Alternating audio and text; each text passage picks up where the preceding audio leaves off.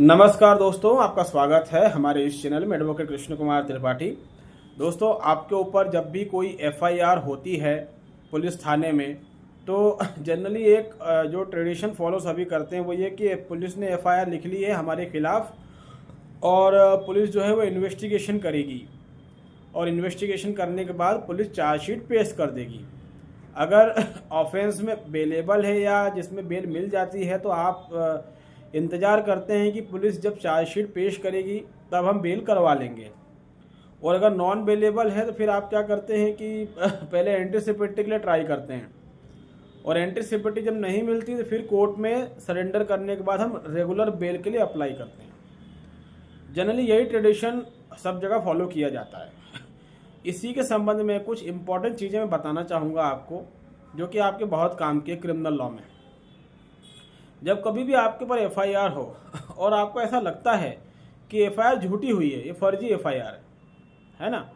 हमारे इंडिया में फर्जी एफआईआर बहुत होती है, खासकर महिलाओं के मैटर में सबसे ज़्यादा होती है फर्जी एफआईआर। बलात्कार के मामले हो गए, छेड़खानी के हो गए, पॉस्को के हो गए, उसके अलावा दहेज वगैरह 498A वगैरह के हो गए।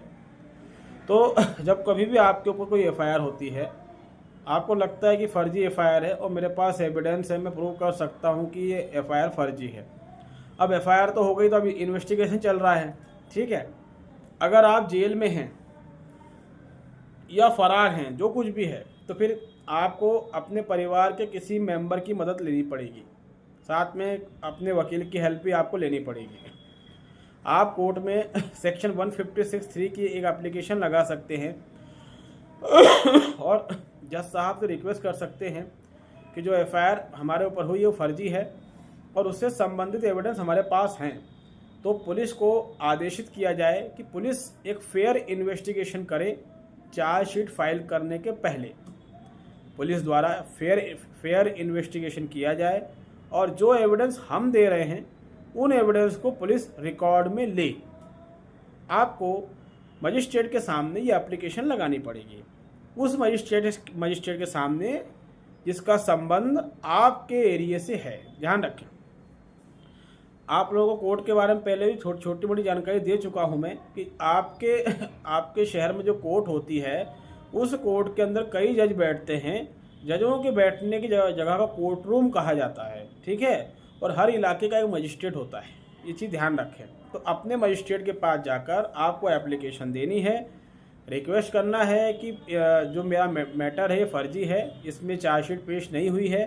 पुलिस को आदेश दिया जाए कि पुलिस फेयर इन्वेस्टिगेशन करे, निष्पक्ष रूप से जांच करे और जो एविडेंस मैं दे रहा हूँ मेरी बेगुनाही के, पुलिस उसको रिकॉर्ड में ले और रिकॉर्ड में लेने के बाद जो है पुलिस उसके अनुसार इन्वेस्टिगेशन करे और चार्जशीट बनाए।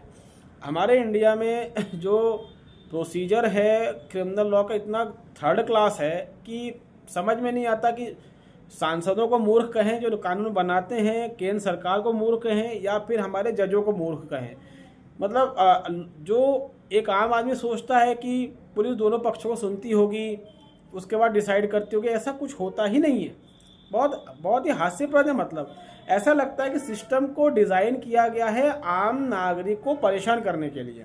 भाई, अगर एफआईआर हुई है तो उसके बाद पुलिस की जिम्मेदारी कि पुलिस दोनों पक्षों को बुलाए और दोनों पक्षों के बयान लें, दोनों पक्षों की बातचीत सुने और दोनों पक्षों के एविडेंस लें कि भैया तुमने कहा कि इसने ऐसा किया, उसका क्या सबूत है, और तुमने कहा कि तुम बेकसूर, तो इसका क्या सबूत है। ऐसा कुछ भी पुलिस नहीं करती है। एक तो पुलिस वाले जाहिल गंवार ढोर टाइप के लोग होते हैं। पुलिस क्या करती है, आपके खिलाफ एफआईआर हुई ना, अगर बेलेबल ऑफेंस है तो धारा 41 का नोटिस आपको टिका देगी, और अगर नॉन बेलेबल तो पुलिस जानबूझ के गिरफ्तार करेगी, आपको परेशान करेगी। आया समझ में आपको। और उसके बाद फिर पुलिस बेल में भी रोड़ा अटकाती है। पुलिस जो है पीआर मांग लेती है। पीआर मतलब पुलिस रिमांड। इतनी हरामी पुलिस होती है, जबकि करना कुछ नहीं उसको। कोई इन्वेस्टिगेशन पुलिस नहीं करती है, जबकि होना ही चाहिए कि दोनों पक्षों की तरफ से इन्वेस्टिगेशन करके अगर पुलिस को लगता है मामला झूठा है तो कोर्ट को उससे अवगत करवा दे कि मामला झूठा है, इस मामले को यहीं पर क्लोज कर दिया जाए। लेकिन नहीं, पुलिस ऐसा कुछ नहीं करती। आप पर एफआईआर हो गई, आप जेल में हैं, एक तरफा इन्वेस्टिगेशन चलता है पुलिस का, एक तरफा। जिसने एफआईआर करवाई है उसके बयान ले लेगी, जिसने एफआईआर करवाई है उसके रिश्तेदारों के बयान ले लेगी। ये फॉर्मेलिटी करती है पुलिस सिर्फ। जहाँ पर घटना घटी है वहाँ का मौका नक्शा बना लेगी, आपको गिरफ्तार किया तो गिरफ्तारी पत्रक लगा देगी, ठीक है, अरेस्ट मेमो बोलते हैं उसको। आपसे कुछ जब्त किया है तो जब्ती पत्रक लगा देगी, सीजर मेमो बोलते हैं इसको, ठीक है। लेकिन आपकी तरफ से कोई गवाह, कोई बयान, कोई सबूत उसके अंदर पुलिस नहीं लगाएगी। और आखिरी मसाला, 2 कौड़ी का इन्वेस्टिगेशन ऑफिसर होता है, चाहे वो पुलिस कमिश्नर हो या हवलदार हो, दोनों की औकात एक जैसी रहती है। एक सड़ी हुई चार्जशीट बना देंगे और थाने में भेज देंगे, अब लड़ो मरो थाने में जाके, सॉरी कोर्ट में भेज देंगे फाइनल चार्जशीट बना के। अब आपको कोर्ट में लड़ना मरना है, चलने दो केस 4 साल 5 साल 10 साल, ये आपको पुलिस का हाल है।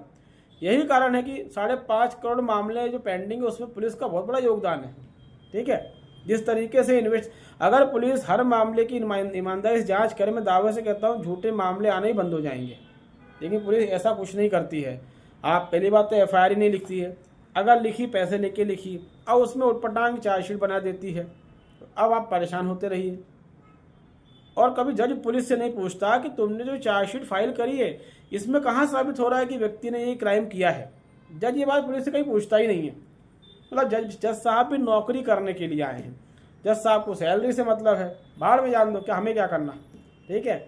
यही तो सबसे बड़ी समस्या है कि आपके यहाँ पर जो लोग उच्च पदों पर बैठे हैं वो उनकी सच्चाई है कि वो चपरासी बनने की हैसियत भी नहीं रखते, मगर इतना सड़ा हुआ सिस्टम आपके देश का बना दिया गया है कि कोई कहीं भी बैठ रहा है, घोड़ों की रेस में गधे दौड़ रहे हैं, ऐसा चल रहा है आपके देश में। तो उसी के संबंध में मैं कुछ बात बता रहा हूँ कि अगर आपके ऊपर FIR हो जाता है और आपको लगता है कि आप बेकसूर हैं और इनिशियल स्टेज में ही आपको कुछ रिलीफ मिल जाए, तो आपको जो है मजिस्ट्रेट के पास जाना पड़ेगा और उसको बताना पड़ेगा कि सर मेरे केस में अभी जांच चल रही है, ठीक है। इसलिए मैं चाहता हूं कि जो मेरा पक्ष है उसको भी सुना जाए, जो चीज़ें एज ए एविडेंस मैं दे रहा हूं वो पुलिस रिकॉर्ड में ले और चार्जशीट में उनको इंक्लूड करें। ऐसा जब आप करते हैं तो मजिस्ट्रेट को ये पावर है कि मजिस्ट्रेट जो है वो इन्वेस्टिगेशन की मॉनिटरिंग कर सके, मतलब उस पर निगरानी रख सके जो जांच चल रही है, ठीक है। इससे काफ़ी आपको हेल्प मिल सकती है आपके क्रिमिनल केसेस में। इसमें सुधीर भास्कर राव तांबे वर्सेस हेमंत यशवंत ढांगे ये जजमेंट है, ठीक है। इसके अलावा सकीरी वसु वर्सेस स्टेट ऑफ यूपी ये सुप्रीम कोर्ट का जजमेंट है। फिर doctor Kuldeep Kaushik versus state of UP ये इलाहाबाद हाई कोर्ट का जजमेंट है। Ramdeen धनुक versus state of Madhya Pradesh ये MP हाई कोर्ट के जजमेंट है। इसमें ऐसे कई जजमेंट है जहां पर कि पुलिस को ये अधिकार है कि कोर्ट को ये अधिकार है कि जो इन्वेस्टिगेशन FIR दर्ज होने के बाद पुलिस द्वारा की जा रही है उसको मजिस्ट्रेट उस पर नज़र बनाए रख सकता है, उसको देख सकता है, मॉनिटरिंग कर सकता है कि पुलिस जो है ठीक से इन्वेस्टिगेशन कर रही है कि नहीं कर रही है।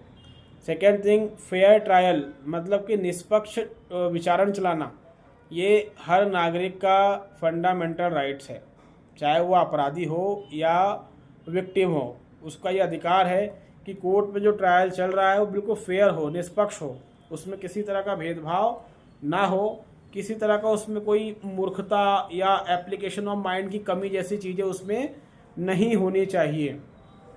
आया समझ में?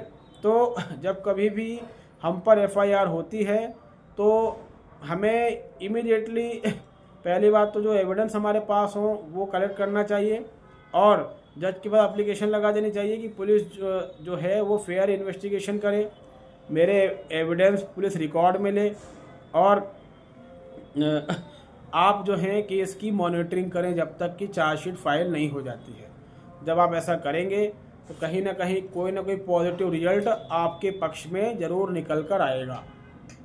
तो उम्मीद है हमारी ये छोटी सी बातें जो इम्पोर्टेंट बात है ये आपकी समझ में आई होगी। अगर आप हमारे चैनल में नए हैं तो इसको लाइक करें, इसको सब्सक्राइब करें, इसको शेयर करें दोस्तों। तब तक धन्यवाद, नमस्कार।